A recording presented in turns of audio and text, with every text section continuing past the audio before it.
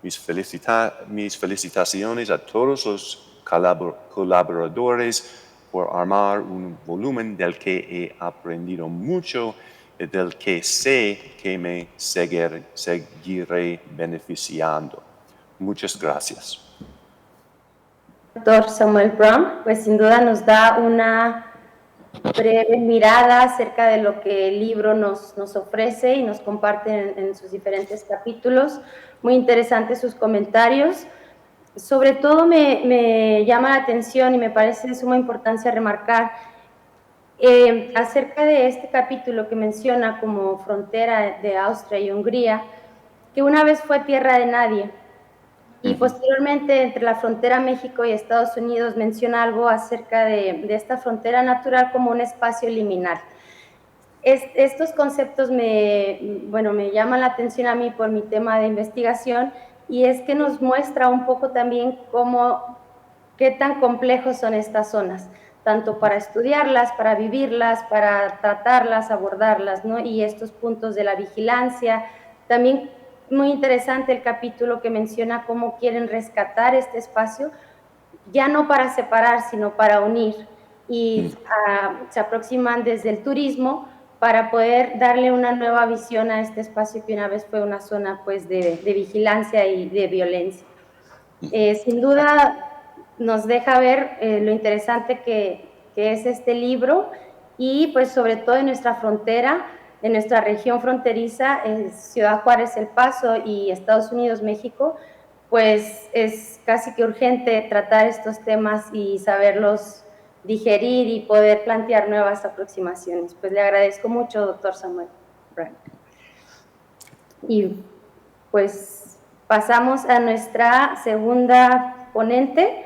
Le damos la bienvenida. Ella es la doctora Brenda Isela Ceniceros Ortiz, doctora en Arquitectura del Programa de la Universidad Michoacana de San Nicolás de Hidalgo, línea de gestión urbana por parte del Colegio de la Frontera Norte, Ciudad Juárez, Chihuahua, México, y su investigación multidisciplinaria, arquitectura, urbanismo y arte. Ella es docente e investigadora adscrita a la Universidad Autónoma de Ciudad Juárez, el Instituto de Arquitectura, Diseño y Arte, y en el Departamento de Arquitectura. También es miembro del Sistema Nacional de Investigadores en México y obtuvo el reconocimiento Perfil PROMEP en México. Pues bienvenida, doctora, la escuchamos. Bueno, comenzar agradeciéndoles a Olimpia y a Alejandro por este libro. Me parece muy interesante y creo que contiene un aporte muy rico y sustancial en la discusión de estudios de frontera. Desde mi enfoque, siempre que leo un libro, y más como este, me gusta platicar acerca de las reflexiones que pudiéramos compartir, a veces más preguntas que respuestas, ¿verdad? Desde mi enfoque, el concepto del límite siempre va a estar presente como mujer fronteriza y como una persona que habita y transita una frontera. Entonces vamos a discutir algunos conceptos, como ya dijo Samuel, no podemos indagar en todos los capítulos del libro por las cuestiones del tiempo, pero voy a practicar algunos que me parecieron que dentro de las narrativas y del trabajo de investigación que yo me enfoco, pudiéramos tener algunas reflexiones interesantes. En la primera parte, On Boundaries and Middle Territories, está el capítulo de The Concept of Limit Between Reality and Abstraction, el concepto de límite entre la realidad y abstracción, de Olimpia Niglio. Ella nos presenta como introducción la idea de la amistad. Así es como comienza la introducción. En las fronteras, esta idea me parece muy poética y muchos pensarían que es un tanto utópica, pero creo que sería un ideal para alcanzar en el mundo, ¿no? El concepto de territorialidad también sería muy importante al hablar de las fronteras. Aparecen múltiples enfoques. Este libro, en una de sus vertientes, presenta la parte simbólica de la territorialidad. ¿Cómo es que la infraestructura y el paisaje son elementos de control y vigilia en las fronteras? Estos espacios intermedios, el concepto de límite refiere a distintas maneras en las que se puede abordar. Casi siempre lo imaginamos como una línea o un perímetro, un filo de algo, algo que está al límite, algo que está al borde.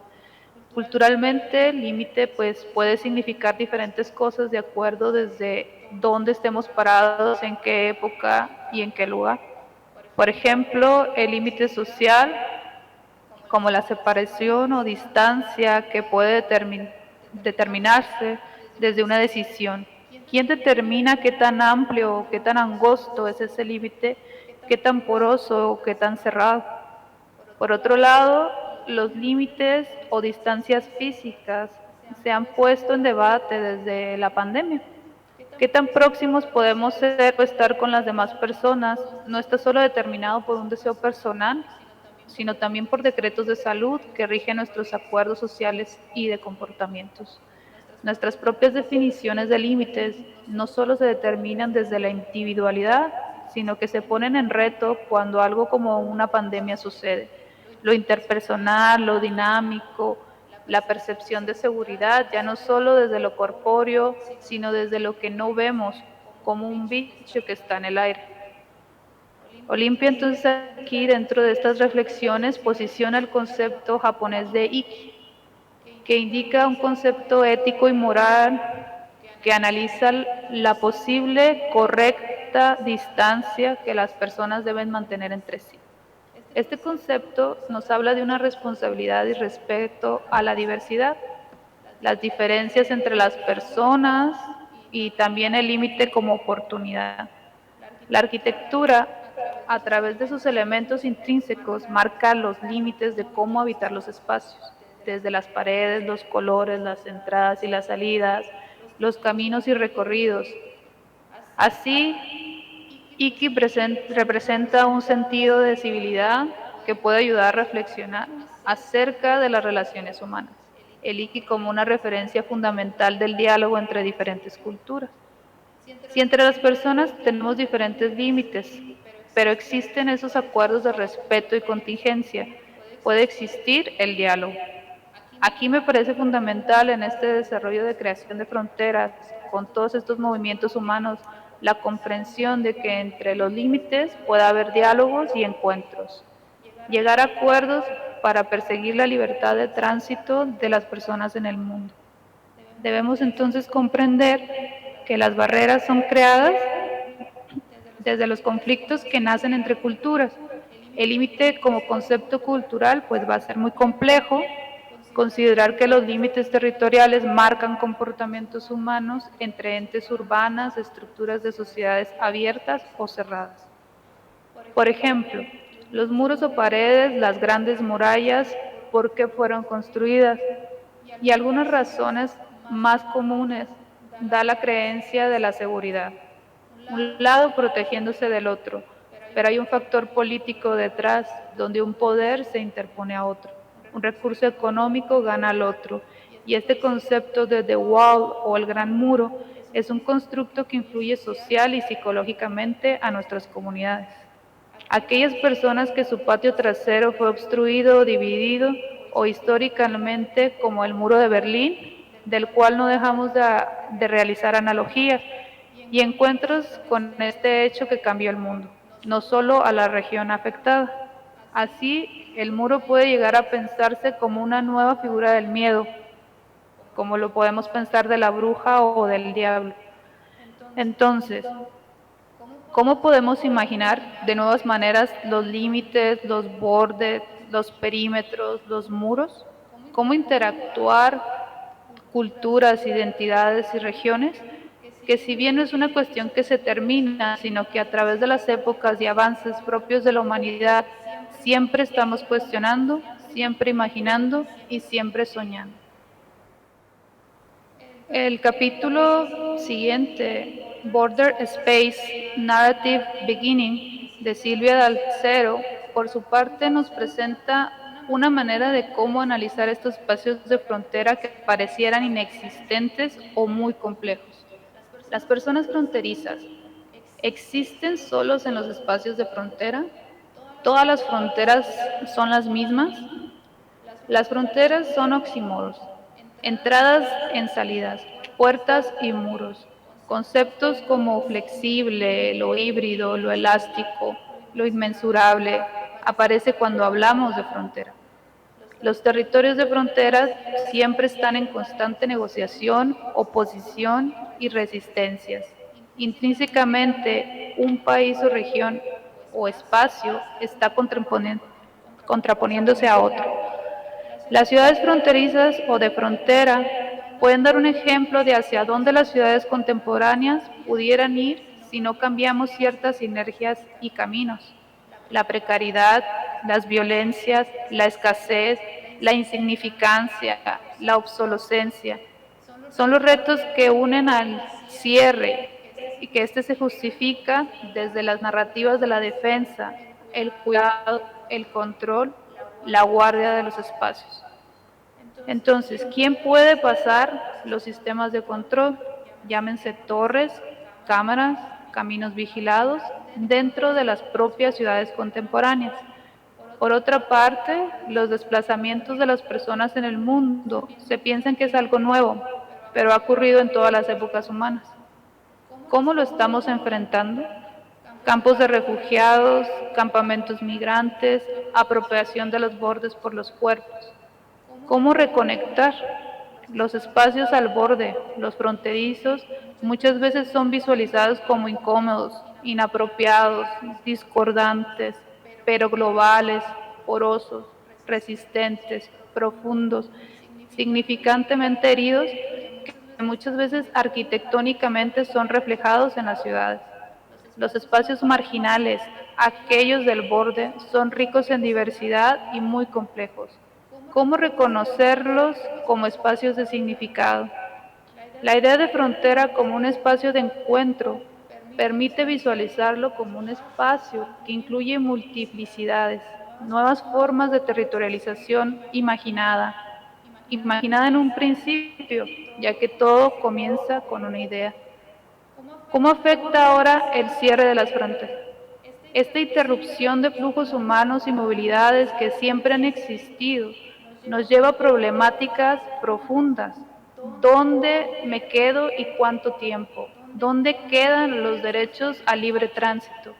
¿Las personas se quedan o se mueven a territorios? ¿Y cómo permite o no la arquitectura que esto pase? Claramente salen controversias que se determinan desde el criterio de la propiedad, de quién o quiénes es el territorio. Dos preguntas que me parecen muy pertinentes aparecen. Son las contradicciones, los matices, lo desvanecido, los elementos que demarcan los nuevos mapas en este mundo contemporáneo. ¿O acaso son las arquitecturas efímeras las que habitan los espacios de límite? ¿Son las realidades marginales en el paisaje las que abren espacios para el mañana? Algunas teorías están apareciendo, como la frontera con esta idea del fin del mundo, distopías que parecían utópicas, pero que ahora parecen estar ocurriendo como realidades férreas en este mundo contemporáneo. Por último, en la segunda parte, Fenced Resources and Interstices, aparece el capítulo de Enrique Larive López, el espacio frontera como paisaje en reclamación. Él nos comparte un enfoque desde la experiencia hacia los espacios frontera, los vacíos postindustriales, paisajes y retos infraestructurales, terrenos ambiguos, seminaturales, franjas marginales y extensiones de desecho. Espacios de formas grises ausentes. Las zonas en abandono pueden visualizarse como un espacio potencial, primero objeto de observación y captura por parte, por ejemplo, de fotógrafos y artistas, pero después desde la arquitectura que puede ser transformada.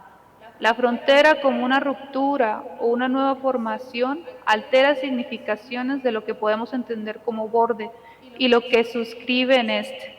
los procesos de cicatrización de esta herida llamada borde o frontera como una capacidad constructora de experiencia visual y sensorial.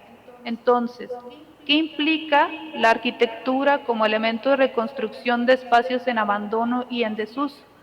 Los lugares en esta condición de las fronteras permiten que sean lugares de experimentación, espontaneidad, apropiación y exploración.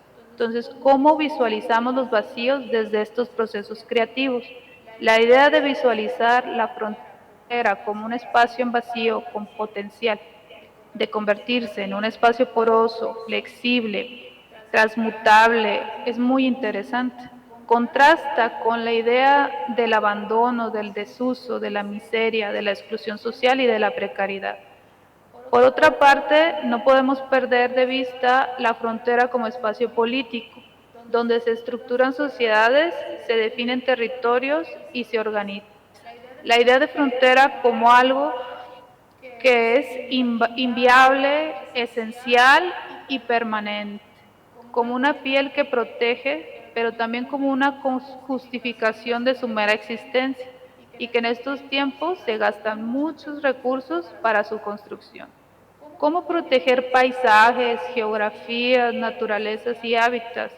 ¿Cómo, al tratar de proteger, no perder las relaciones, los vínculos entre las personas y los lugares?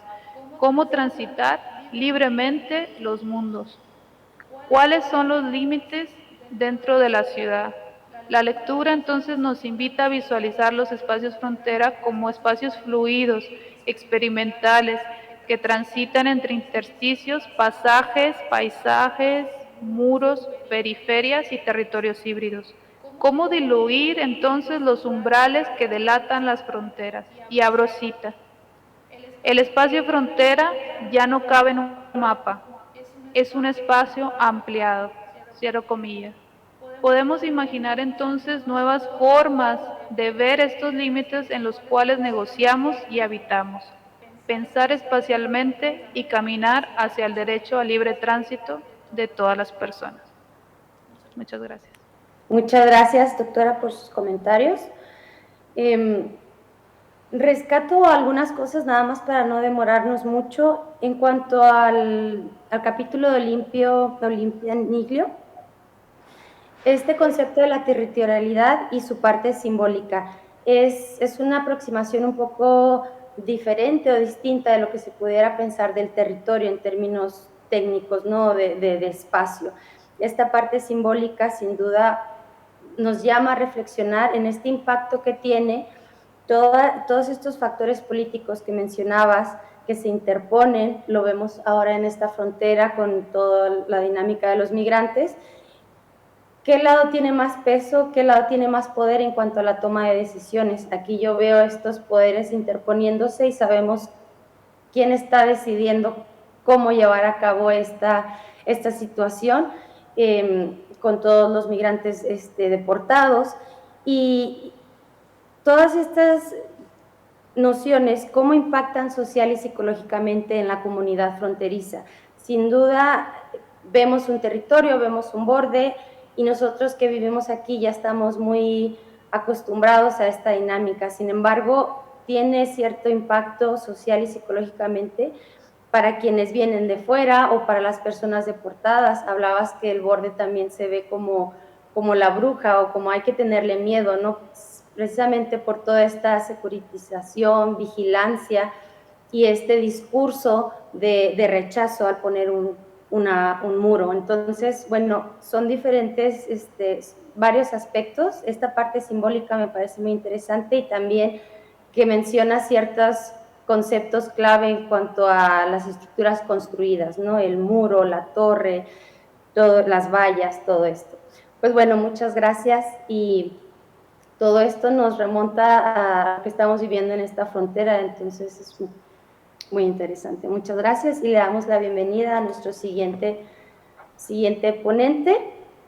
Ella es Olimpia Niglio, profesora en restauración arquitectónica de la Universidad de Pavia, Italia. También profesora visitante de carácter permanente en la Universidad de Hosei en Tokio, donde trabajó hasta el año 2021.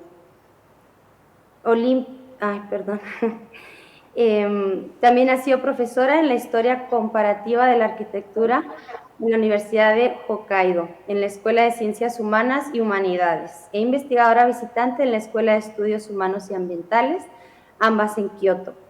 Profesora también en la Universidad de Bogotá, Jorge Tadeo Lozano, en Colombia. Estudió en la Universidad de Nápoles, Federico II, donde también obtuvo su doctorado y un máster ejecutivo en la Escuela de Negocios. Actualmente ella es directora del SEMPI, hasta en italiano, e International Research Center, y es miembro de la European Commission New European Bauhaus. Le damos la bienvenida a la doctora Olimpia Niglio, es un placer tenerla con nosotros. Muchísimas gracias. Primero agradezco toda la organización de este evento y quiero agradecer sobre todo los amigos, los colegas que han comentado muy bien el trabajo que hemos hecho en 2 años con Alejandro González Milea, compañero de este gran libro, para mí una verdadera gran experiencia, primera una experiencia humana y después científica. Humana porque creo que también el capítulo que escribí apósitamente analizando el concepto de límite, frontera, border, tiene mucho que ver con la experiencia, primero de todo, humana, y después de todos los significados diferentes que obviamente estos términos tienen en el mundo. He apreciado muchísimo los comentarios de la colega desde la Universidad de Michoacán, que conozco, una universidad que conozco muy bien, porque fue también profesora invitada en esta universidad en México. Y al mismo tiempo quiero compartir con ustedes algunas pequeñas consideraciones, porque obviamente el mío es un comentario muy corto. El punto de partida realmente del proyecto está investido tanto en un lado por una concepción del concepto, puedo decir, del paisaje, entre como algo que se elabora en la representación misma de este paisaje, que produce emociones, que produce impresiones por cada individuo. Entonces cada persona realiza, propone sus visiones con respecto a este concepto, pero otro lado, obviamente, aparte la parte empática, podemos decir, es la parte que generalmente es más común, o sea, de considerar la frontera, el límite, como una idea física, y al mismo tiempo esto físico se traduce en un tema administrativo, político, que creo que más lo que Alejandro mismo me compartió con la experiencia que él hace directamente, viviendo obviamente en un contexto, en una ciudad, en la frontera entre México y Estados Unidos, pero obviamente estos son los temas que yo misma he leído gracias a los autores que han compartido diferentes experiencias en los capítulos del libro que han permitido a nosotros no solo de cambiar también la perspectiva inicial que hemos tenido del libro, sino también de entender qué significa frontera, qué significa límite en las diferentes culturas. Al mismo tiempo, un proyecto que ha representado una oportunidad para mí realmente emocional, un conjunto de elementos, de procesos, de interrelaciones culturales que me han permitido de entender realmente cómo se manifiesta y cómo realmente se manifiesta, el concepto de límite y de frontera entre diferentes personas, pero sobre todo entre diferentes culturas.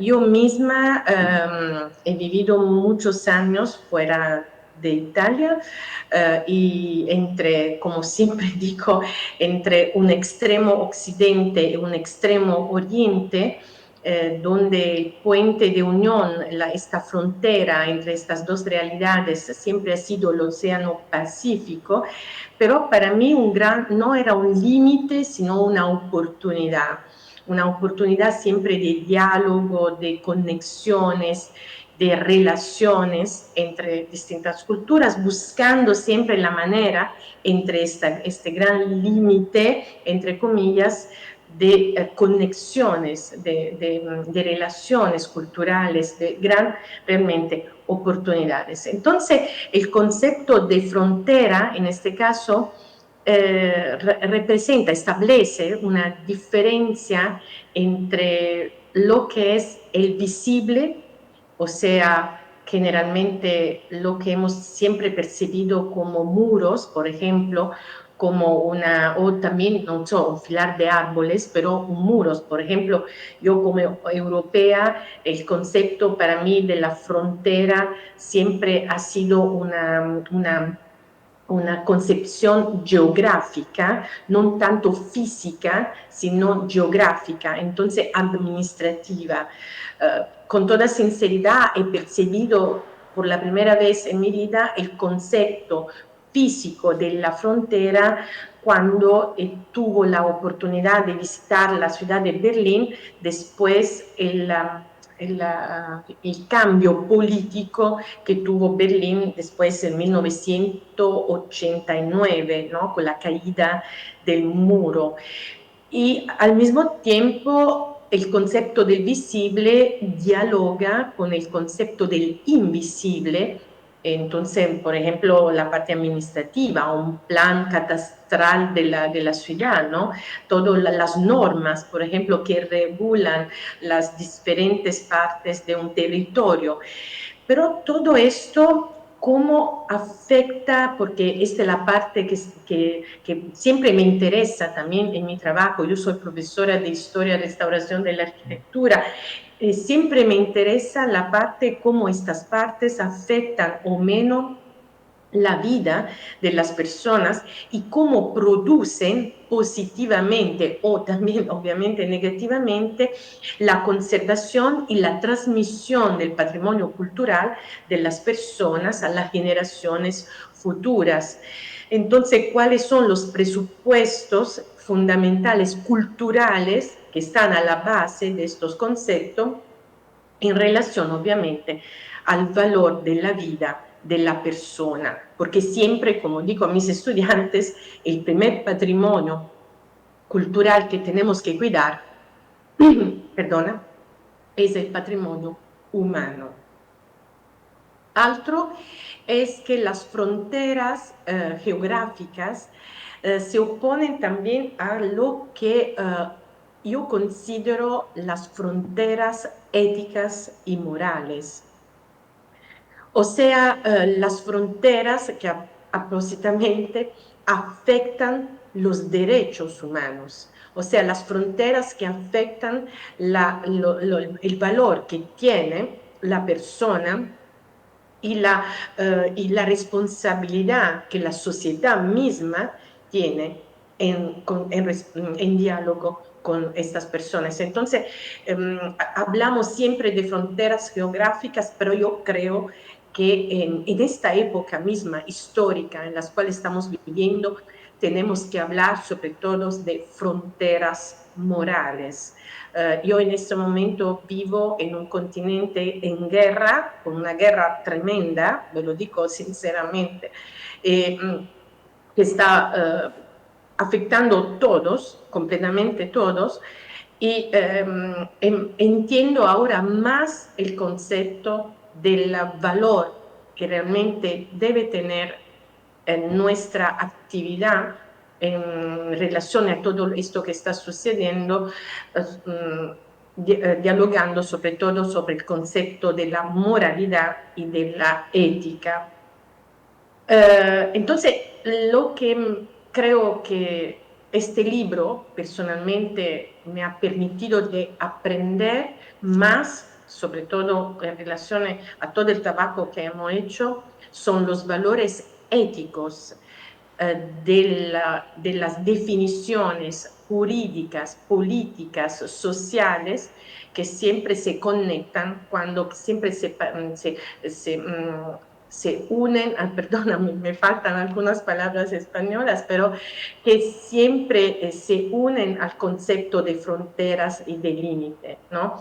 Entonces, analizar bien lo que son los valores éticos que están a la base de la definición misma del concepto de límite y del concepto de fronteras.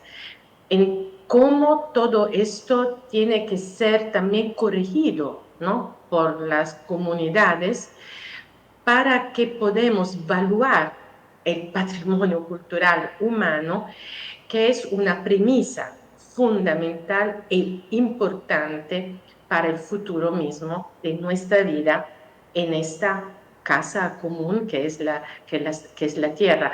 Entonces, como toda esta experiencia del libro, personalmente me ha permitido de aprender más la conciencia ética y humana de un proceso que no podemos absolutamente pensar solamente en relaciones a elementos físicos, administrativos, jurídicos, sino poner absolutamente nuevamente al centro el concepto de la persona, porque todo esto obviamente tiene que ver mucho también con el valor ecológico de nuestra existencia, entonces a la sostenibilidad misma de la tierra donde vivimos. Entonces, termino diciendo que para mí las palabras, al final, si yo tengo que definir una lista de palabras que me han dejado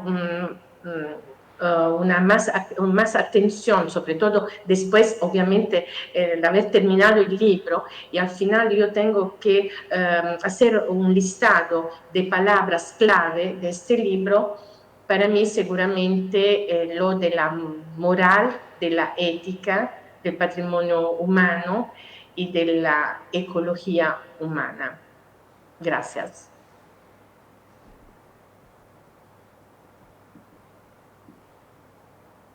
Gracias a usted, doctora. Pues bueno, muchas gracias por sus comentarios.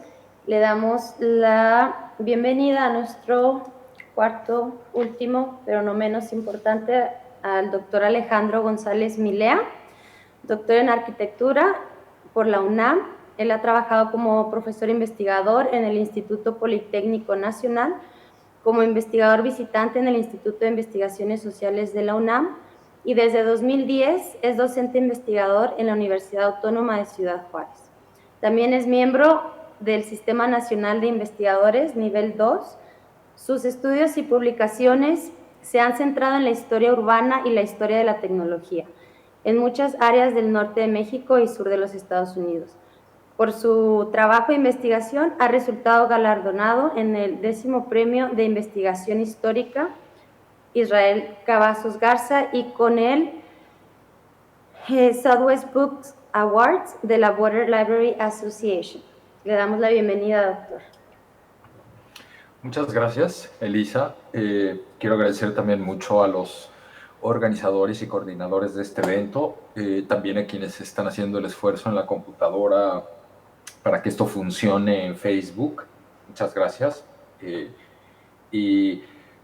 Bueno, también muchas gracias, por supuesto, a los comentarios de Samuel respecto a la esfera de la historia medioambiental, que claro que es una parte como muy, muy marcada en el libro. Está el texto de Irene Curuli también, que explica cómo antes que haber líneas divisorias o fronteras lineales, tenemos una historia de recursos naturales que muestran la lucha y el agotamiento por partes distintas, ¿no? Ella trabaja, Irene Curuli, en otra parte del libro, Dos Lagos, ¿no? interesantes, el Aral y otro más. También agradecer mucho a Brenda sus comentarios respecto a esta parte donde colocamos los primeros trabajos de Olimpia y Silvia Dalcero, dos italianas, que nos parecía que hacía falta como una introducción general de conceptos, ¿no? Y no desde una sola disciplina, que es lo que me parece muy interesante, ¿no?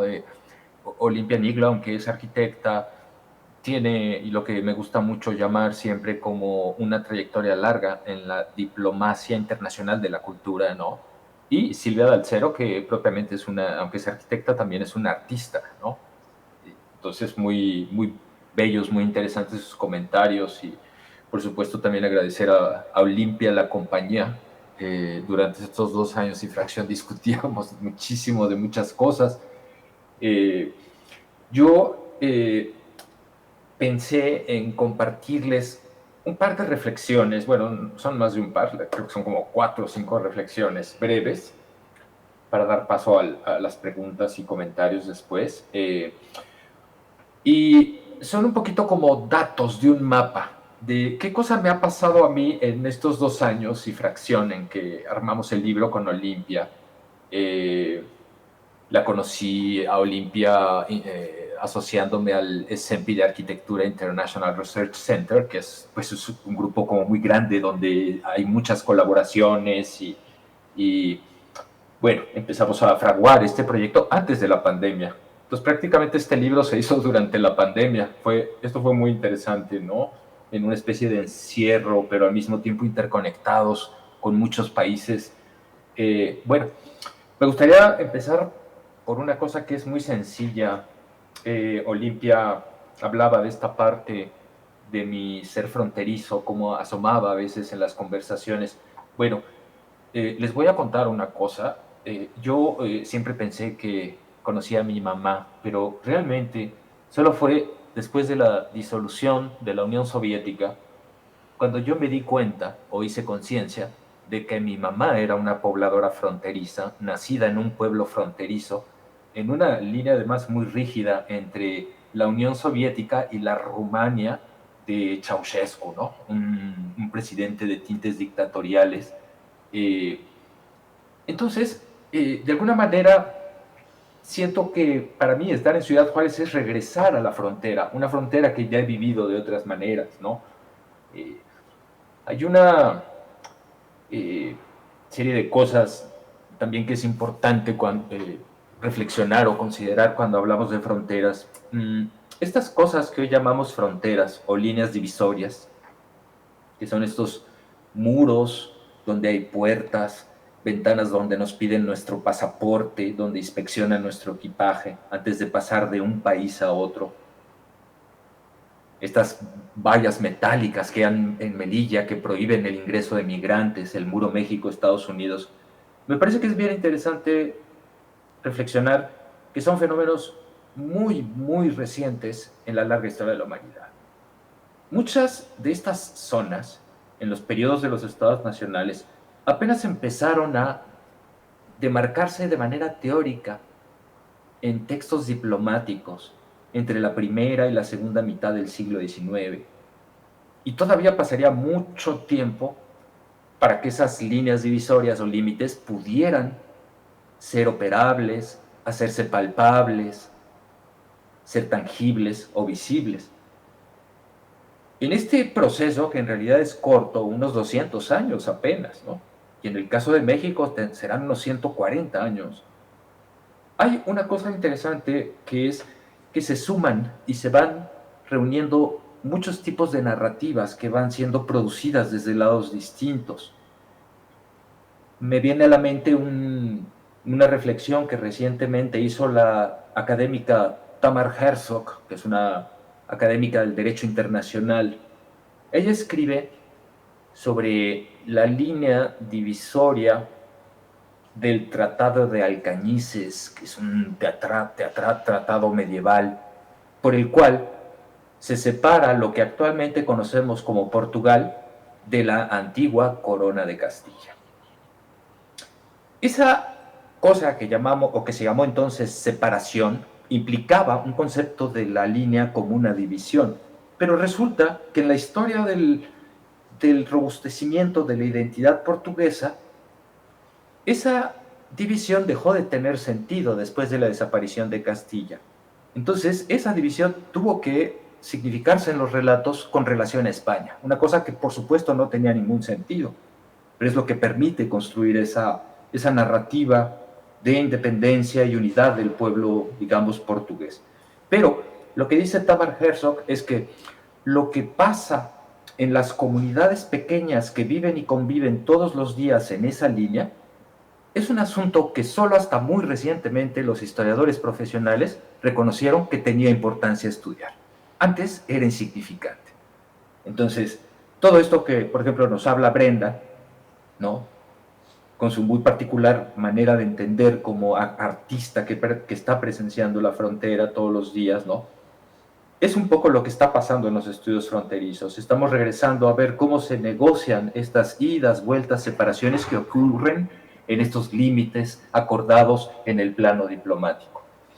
Ahora bien, una segunda parte que me parece importante, aunque ya Samuel mencionó un poquito sobre mi capítulo, yo quería hablar un poco de mi capítulo, ¿no?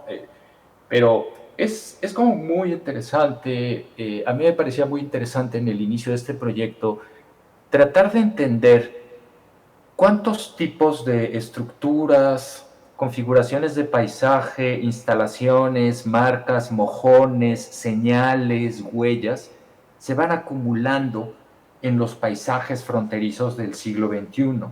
¿Y qué podemos decir sobre su historia, ¿no?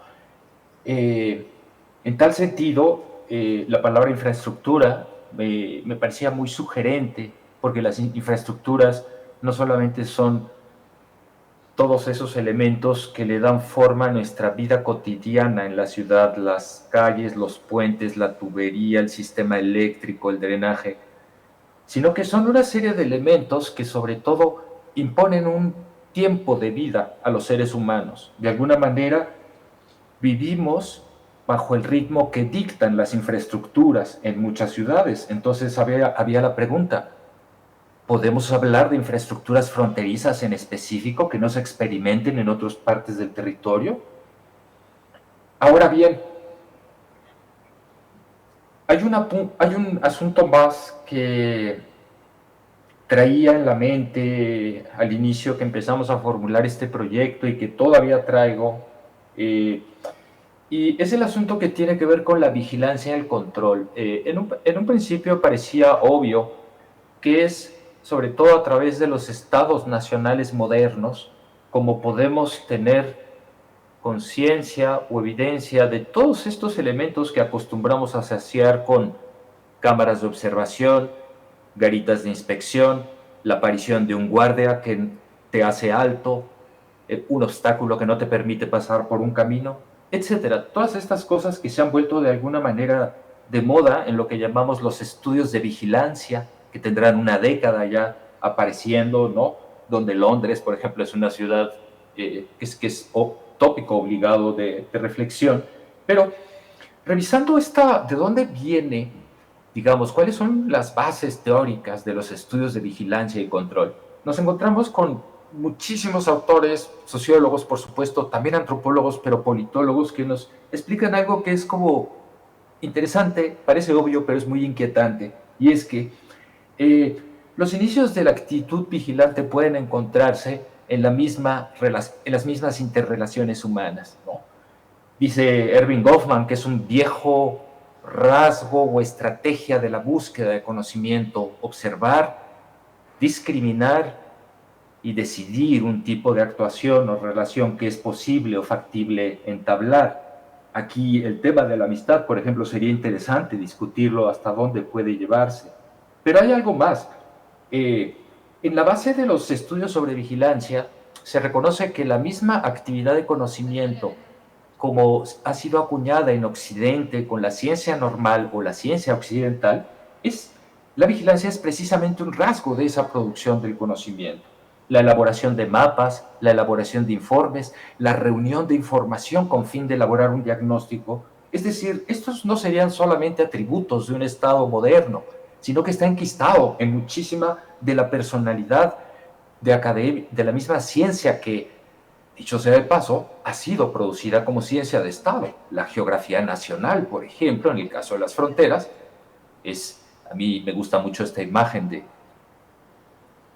leer las libretas que cargaban los geógrafos que estaban demarcando las líneas de fronteras entre países en 1850, trabajaban de noche, porque las mediciones tenían que hacerse con los mapas de las estrellas todavía. Y sin embargo, todavía pasaría tiempo para que ellos se convirtieran en geógrafos modernos, ¿no?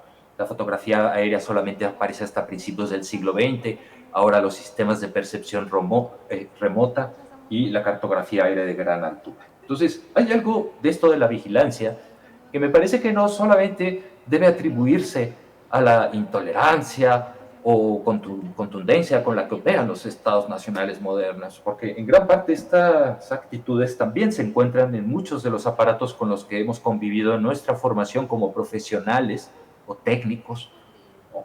Incluso como individuos, ¿no? Por último, me queda también una reflexión muy, muy interesante después de haber recibido, miren, yo en algún momento hice una lista, la preparé con Olimpia, estuvimos discutiendo, porque el libro es grande, aquí está, 500 y tantas páginas, efectivamente, pero teníamos miedo de que fuera más grande, porque mucha gente se quedó en el camino, no hubo buenas evaluaciones o los autores no lograron concluir en tiempo, pero estamos hablando de 9 autores de América, 13 de Europa, 3 de Medio Oeste, y teníamos 2 de África, del que solo se quedó uno, por ejemplo.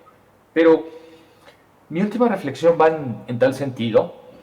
Yo me di cuenta, a través de los textos, pero también de los dictámenes, porque tuvimos muchos dictámenes que verdaderamente eran pequeñas ponencias, ¿no? Revisando cada artículo, un trabajo generosísimo donde participó gente de muchos más países, ¿no?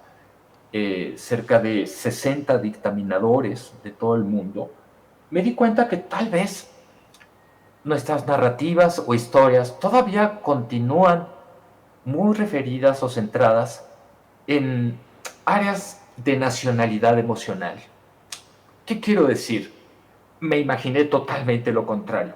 ¿Qué tipo de historias se deberán de estar escribiendo desde estos bordes fronterizos por donde pasan muchas cosas? Esto es un poco lo que me recuerda un libro bellísimo que me parece que es muy apropiado para gentes que viven o han crecido en fronteras. Se titula The Warehouse, el almacén, de Dara Orenstein, que es un tipo de trabajo que plantea la centralidad, por ejemplo, de este tipo de edificio como típicamente fronterizo, antes que una catedral. Yo agregaría, pero como una aduana, ¿no? Lugares por donde las mercancías pasan, se estacionan para ser redireccionadas a otras redes de mercados mundiales. Y estas experiencias no las tienen todas las ciudades, ¿no? Y me pregunto qué podrá construirse en el futuro respecto a elementos patrimoniales. También comparto con Olimpia este interés y afición por los estudios patrimoniales.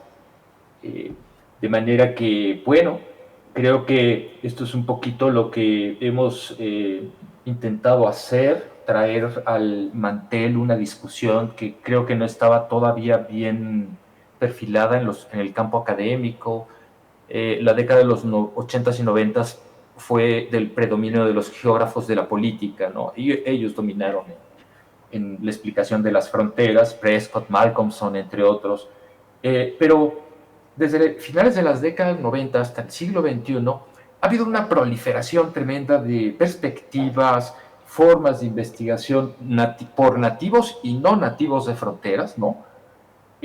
Tan grande que nosotros nos preguntábamos con Olimpia si no hacía falta colocar estos elementos como paisaje, arquitectura e infraestructura en el centro de la discusión, porque realmente, aunque hay trabajos, investigaciones sobre la relación entre frontera, arquitectura. C.J. Álvarez en Estados Unidos acaba de publicar un fabuloso libro que explica cómo se, digamos, se hace patente el control de la línea fronteriza México-Estados Unidos. Es conmovedor su descubrimiento, pues fueron los que controlaron el agua, la International Boundary Commission. Ahí aparece el primer criterio de policía de la línea fronteriza, pero no en el ejército ni en la patrol border solamente, ¿no? Es en la institución que le toca por azares del destino hacerse cargo de la frontera, u otros libros como el de Anoma Pieri, sobre todo muy enfocado a las realidades del refugio y la persecución, ¿no? Y estos asuntos a mí, bueno, me alejan un poco de algunos centros de teorización porque yo también crecí en una ciudad grande, pero del interior del país, ¿no? Y me prometen o me abren perspectivas como muy amplias, que creo que ya sugirieron muy bien Samuel, Brenda y Olimpia. Y bueno, por lo pronto creo que lo dejaría ahí. Agradezco mucho a ti, Olimpia, sobre todo la compañía y el apoyo en este gran proyecto, del que también aprendí mucho, y a Samuel y a Brenda por sus interesantes comentarios. Gracias.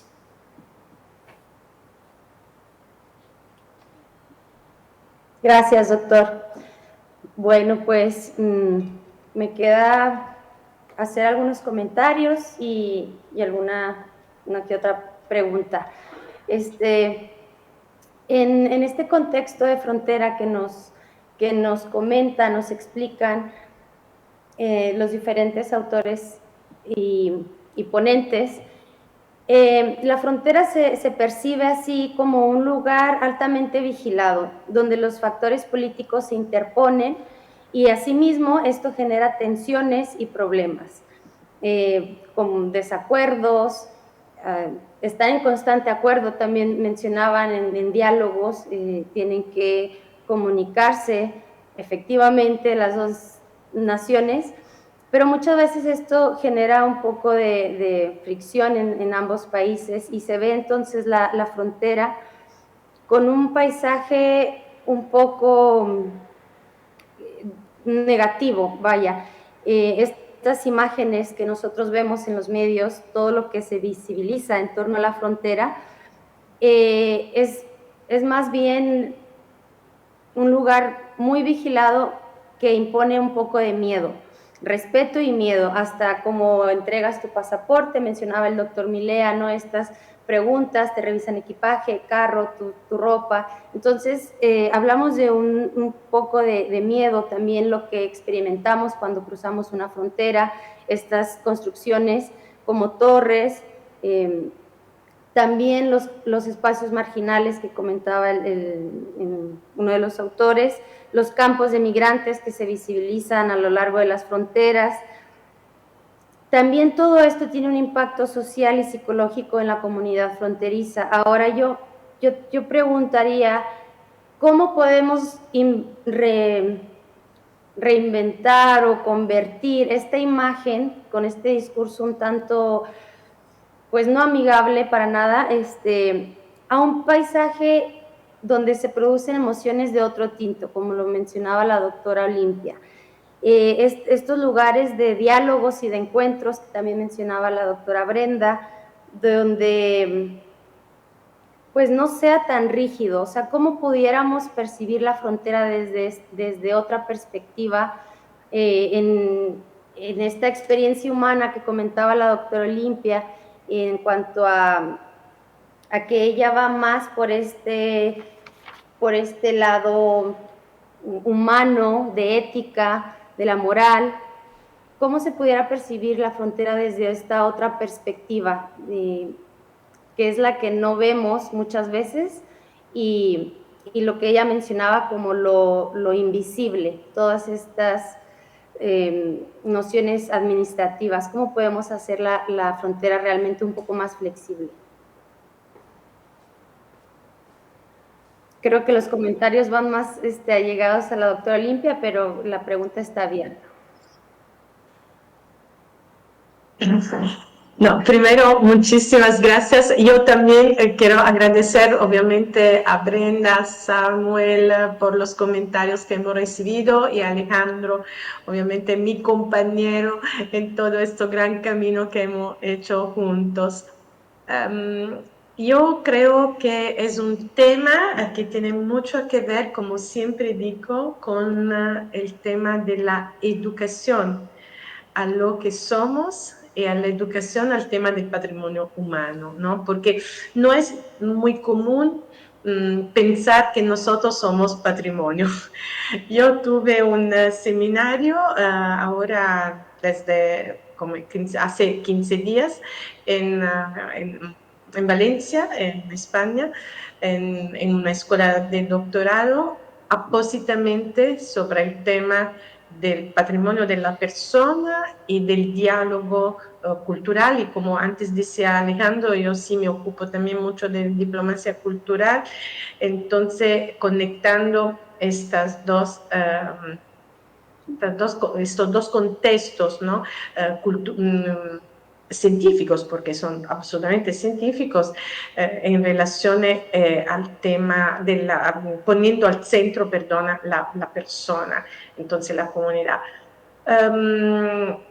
A la base de todo esto está la educación que tenemos que iniciar absolutamente desde la menor edad de una persona. O sea, no podemos absolutamente pensar que todos los temas que también hemos analizado con Alejandro en estos libros y que nosotros también hemos aprendido gracias a los autores, podemos pensar que esto sea solamente algo que vamos a aprender después cuando uno es grande. O sea, tenemos que poner nuevamente al centro de la educación de la persona, ya desde cuando está pequeño, el valor de la ética, el valor de lo que, el significado que tienen las relaciones humanas. Esto es, creo, esto es un punto fundamental y central. Yo viviendo mucho al extranjero, entonces fuera de mi país, yo tuve esta exigencia, fue una exigencia personal, lo de entender el valor que yo tenía como persona en un país donde yo obviamente era una extranjera, hósped, y al mismo tiempo lo que los otros me han dejado a mí, y como siempre yo digo, lo que yo soy hoy tengo que agradecer obviamente a todos los que me han permitido y que me han acogido en los países obviamente donde yo he vivido. Y esto siempre me ha permitido de reflexionar sobre el valor de la centralidad apósitamente de la persona y de los valores de las personas.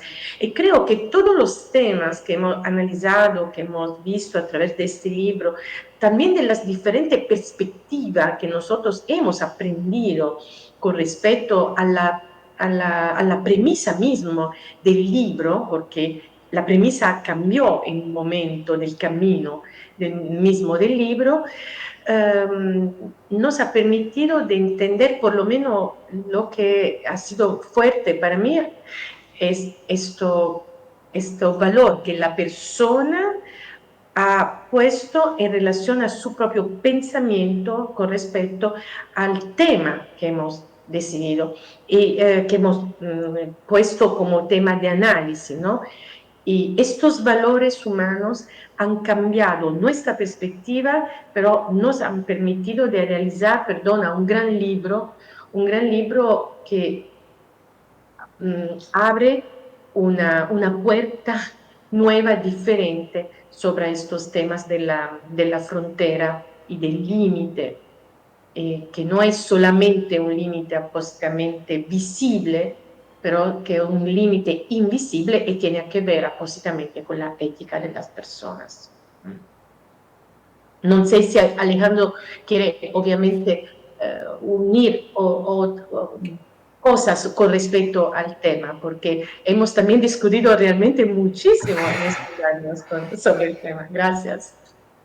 Sí, voy a hablar como historiador, es decir, me interesa qué podemos saber sobre el pasado, sobre todo para complementar o equilibrar un poco con lo que comenta Olimpia. Eh, la respuesta para lo que pregunta Lisa, yo creo que una respuesta sería ir descubriendo o enseñando a otras partes del mundo y del territorio dónde están esas fronteras que ellos no ven y se han acostumbrado a vivir con ellas, porque aquí tenemos una experiencia muy fuerte todo el tiempo, pero están en todos lados, en todas las ciudades. Yo empiezo a verlas por todos lados. Lo que pasa es que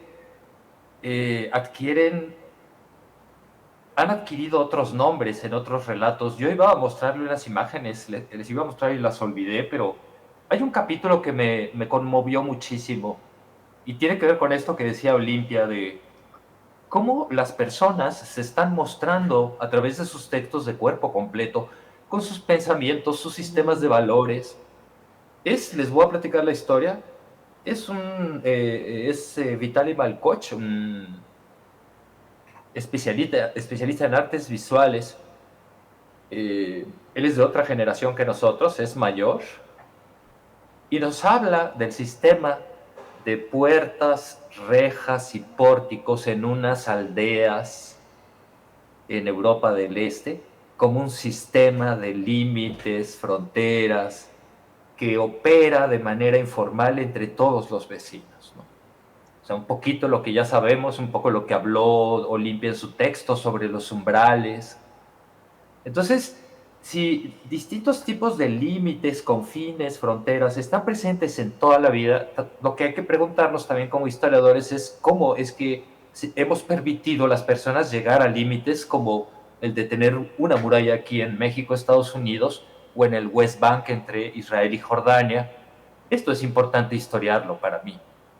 Y muy típico de un trabajo de historiador, hay responsables y hay nombres, o es un proceso orgánico del que no podemos hacer responsable a alguien. Esto es un poquito lo que, digamos, los que somos como yo, obsesivos con la historia, nos interesa indagar, ¿no?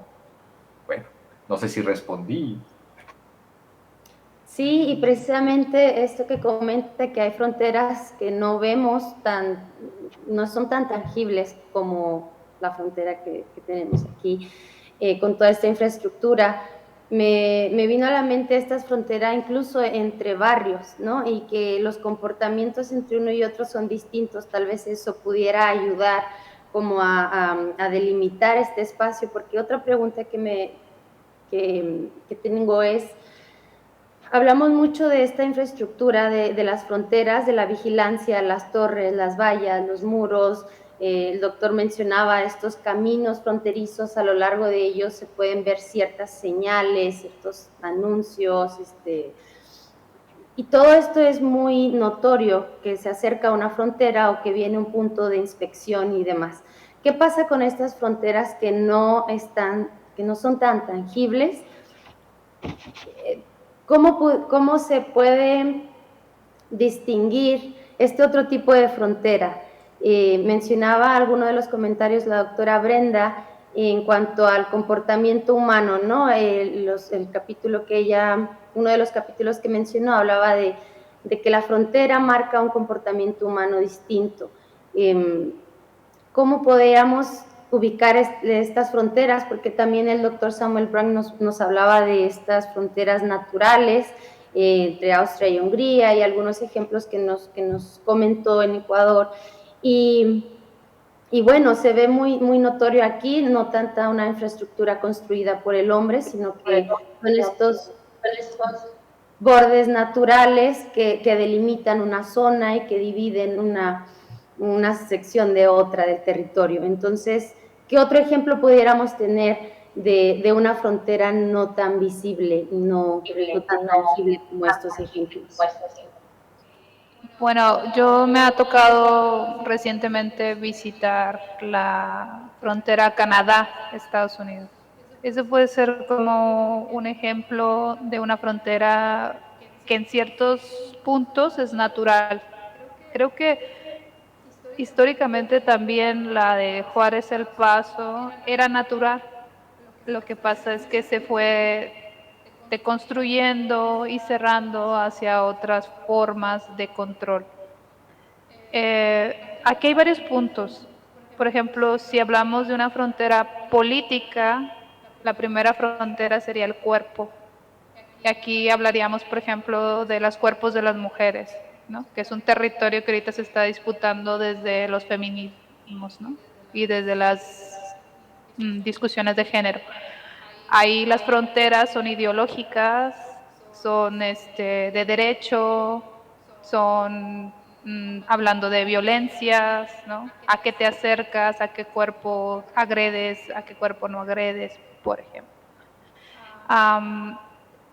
Ya hablando de fronteras naturales, te digo, la frontera de Canadá-Estados Unidos son campos de maíz, donde pues no se ve ninguna valla, no se ve ninguna estructura, infraestructura, sino que el paisaje es libre. Hay ciertos hitos históricos, que son estos, se me fue ahorita el nombre, son los hitos de concreto de acero que marcan la delimitación territorial, pero nada más. De hecho, puedes pasar en bici, no hay este puente, no hay este control tan evidente y es un poquito más libre, pero creo que pues también en Europa, ¿no? Se pueden encontrar muchas fronteras donde no está delimitado, simplemente es una línea que marca un anuncio, y era lo que comentábamos, ¿no? Esta frontera está constantemente resistiendo porque hay una discordancia, hay una desigualdad. Un país es muy diferente al otro, entonces siempre ha existido como este miedo al otro, a lo diferente o al resguardo, ¿no? Pero siempre tiene que haber una desigualdad en algo para que la frontera se vuelva física, digamos.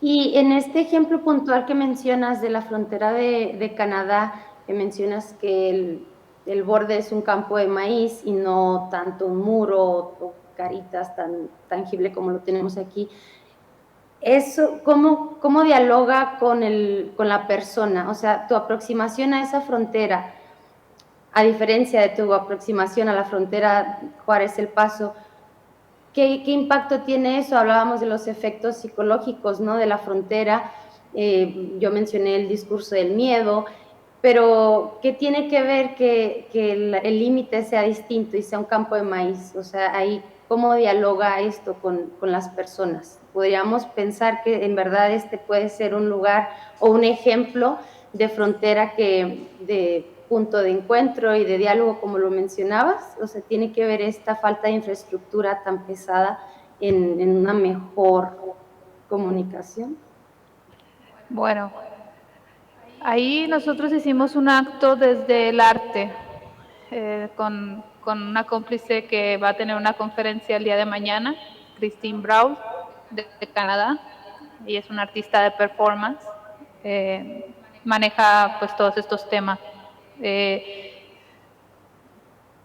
Yo creo que yo como mujer fronteriza, la frontera es imponente para mí, digo, porque yo la visualizo es como una herida, es como algo que vivo todos los días, pero al momento de ver otra frontera, tengo el constructo psicológico de mi frontera y de lo que eso implica.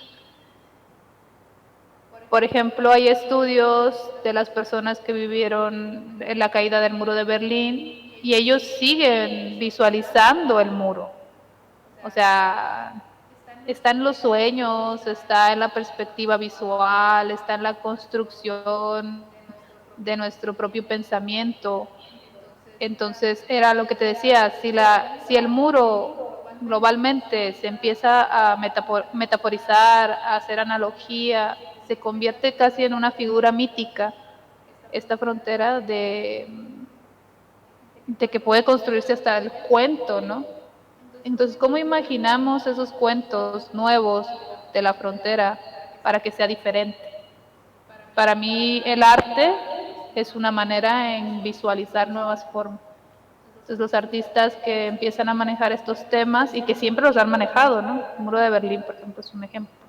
O sea, pero creo que es un camino, regresando un poco a tu primera pregunta, o sea, ¿cómo podemos hacerlo diferente? El arte es uno solo de los caminos, hay muchos, pero creo que conscientemente tenemos que percibir que desde donde nos posicionemos políticamente, con las relaciones de poder, podemos como descifrar o interpretar qué tipos de fronteras hay, porque hay muchos. Muchas gracias. No sé si alguien más quiera comentar algo. Bueno, pues les damos las gracias por haber atendido a esta presentación del libro, a los ponentes, a los doctores. Muchas gracias por sus comentarios y sus reflexiones acerca de este libro, que sin duda pues ya vimos que reúne una serie de aproximaciones hacia la frontera, el límite, el borde, y no solamente desde el territorio, sino también desde lo emocional, desde esta experiencia humana que comentaba la doctora Olimpia. Un libro con aportaciones muy completas acerca de este tema, que hoy más que nunca es de suma importancia, ¿no? Poner estos temas sobre la mesa y reflexionar acerca de lo que se está haciendo en torno a estas fronteras, a estos límites y a estos problemas contemporáneos, como lo mencionaban también, en torno a todo este tema de los refugiados, de las crisis de migrantes, y bueno, pues este libro nos va a ayudar a abrir nuestro panorama y a entender un poco estas dinámicas que se generan en los bordes y los límites. Pues muchas gracias a todos por asistir a esta presentación. Gracias. Bueno.